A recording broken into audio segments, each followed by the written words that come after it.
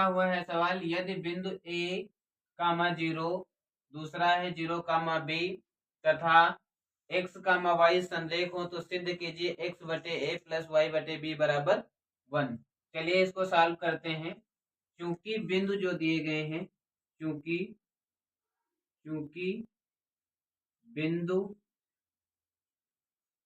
बिंदु ए को मान लेते हैं, ए बिंदु ए है 0, ए कामा 0, ए कामा 0, ए कामा 0, बी मान लेते हैं, यह है 0 कामा बी तथा सी जो है x कामा वाई संरेखी हैं। कैसे हैं?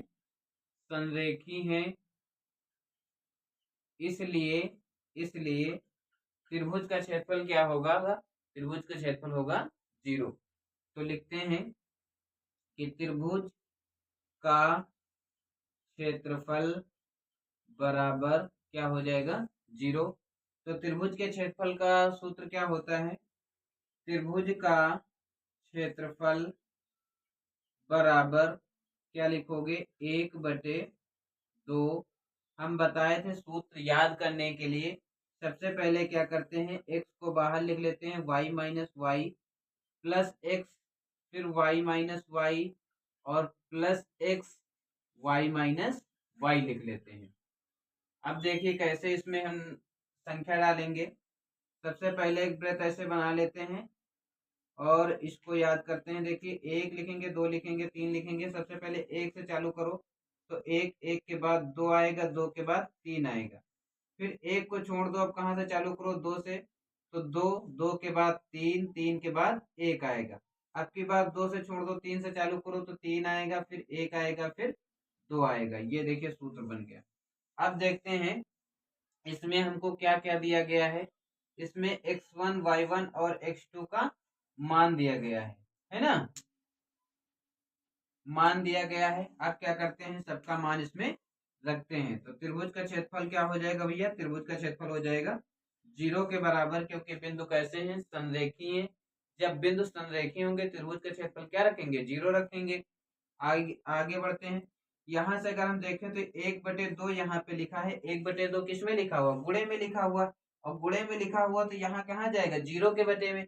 जब 0 के बटे में जाएगा तो 0 बटे संख्या क्या होता है? 0 होता है। तो 1/2 भी यहाँ से क्या हो जाएगा? खत्म हो जाएगा। बचेगा क्या सूत्र हमारा?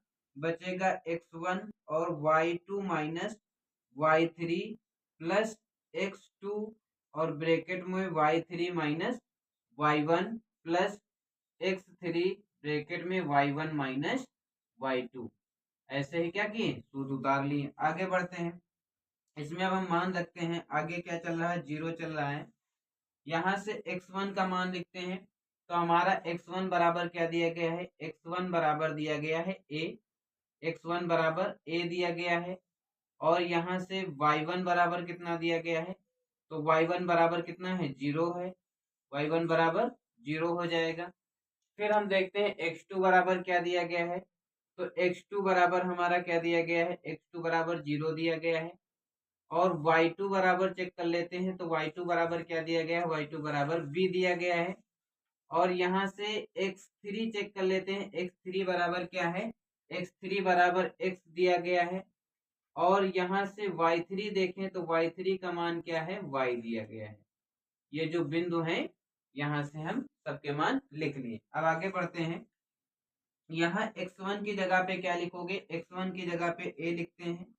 और y2 की जगह पे क्या लिखोगे? y2 की जगह पे लिखना है हमको b लिखना है। माइनस y3 की जगह पे क्या दिया गया है? y3 की जगह पे y दिया गया है। और प्लस x2 की जगह पे देखिए क्या दिया गया है? x2 की जगह पे 0 दिया गया है, तो 0 लिखते हैं। और y3 की जगह पे क्या दिया गया है?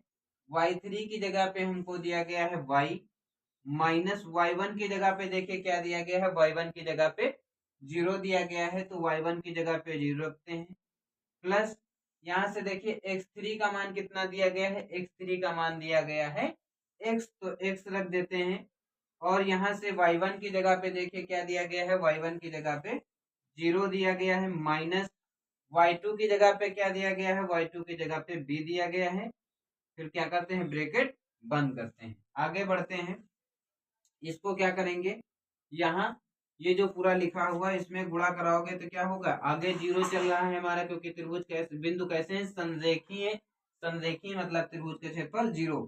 अब देखिए ए को बी से गुणा कराओगे तो क्या आएगा, आ जाएगा हमारा ए बी आ जाएगा। फिर उसके बाद क्या करोगे, ए का गुणा वाई से कराओगे तो माइनस लगा है इसलिए क्या हो जाएगा, माइनस का ए वाई आ जाएगा। तो यहाँ लिख देते हैं माइनस का ए वाई।